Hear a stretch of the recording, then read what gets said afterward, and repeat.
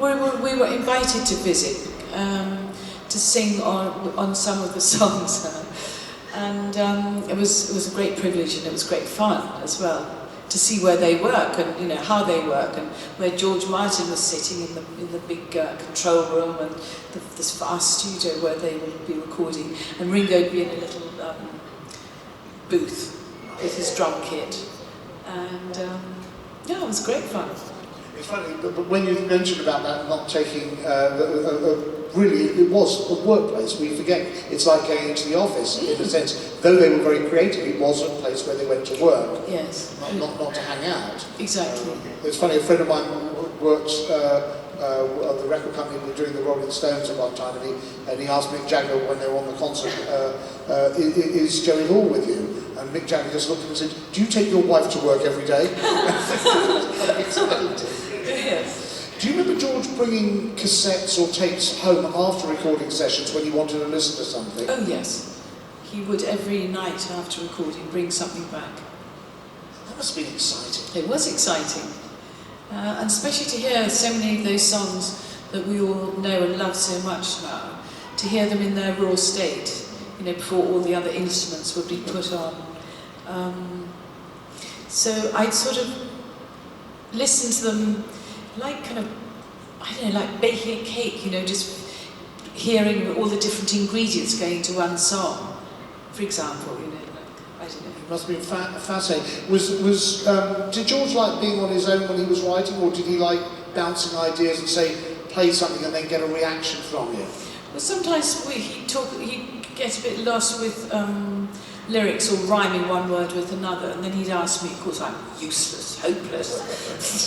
You must have thrown a word. Well, of course I did, but I can't remember if he used anything.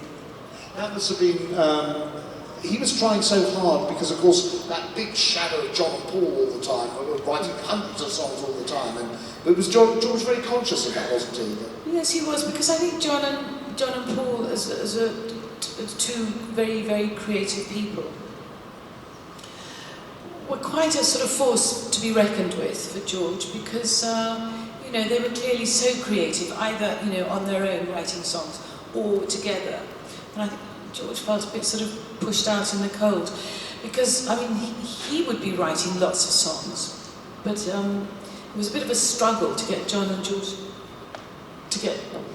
Paul to listen to them.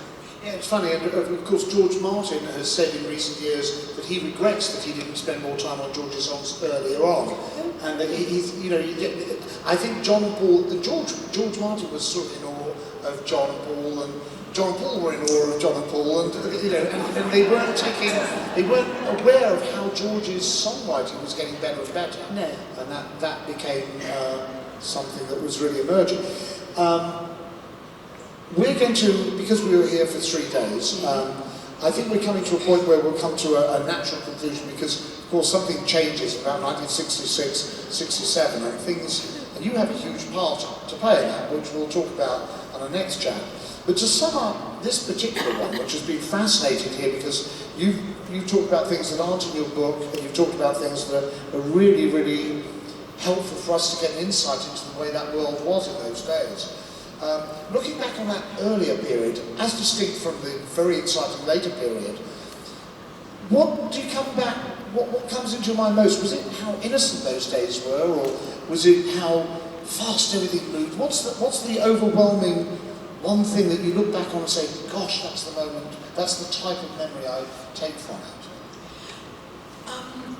it? It moved so fast. I felt the world was spinning so fast, I couldn't get off.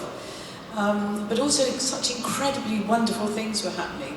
Life was so amazing, and there was no time to sort of totally digest it properly, because as soon as one thing would happen, we'd be on to the next, and the next. And it was actually, on reflection, it was a very short period of one's life. It was only over about 5-6 years, really, which is nothing. And to be among such intense creativity, and for it to be happening so quickly and non-stop, it was like a runaway train. It was just, they were creative wherever they were. Well, you've ended on an interesting note You met on the train, and it became a runaway train, a very creative runaway train. Can I thank you on behalf of everyone here for letting us share some of that train journey with you. Thank you, Pattie Boyd.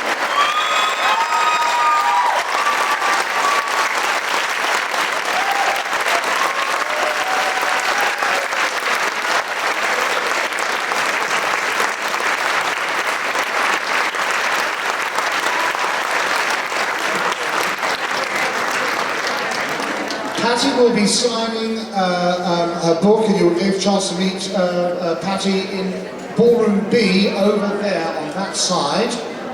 And she'll be here.